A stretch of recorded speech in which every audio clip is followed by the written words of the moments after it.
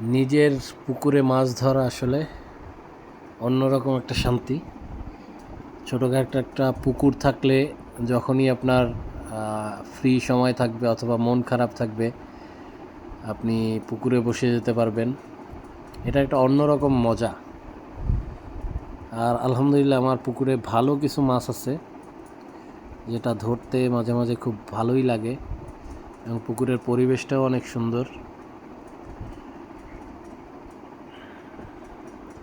এখন একটা বড় কাতল মাছ হিট হয়েছে।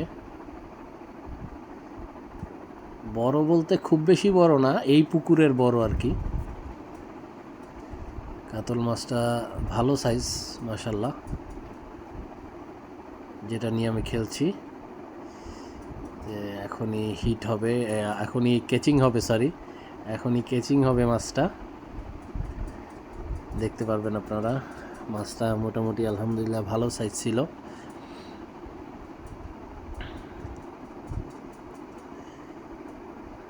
আসলে পুকুরে বসতে মাঝে মাঝে ভালোই লাগে, একদম বিকেলবেলা সুন্দর পরিবেশ, সময় কাটানোর জন্য আসলে বসা হয়। একটা দুইটা হিট পেলেই আলহামদুলিল্লাহ। আসলে পুকুরের মাছ তো আর একসঙ্গে বেশি ধরে লাভ নাই। আলহামদুলিল্লাহ এটা ভালো সাইজের কাতল মাছ।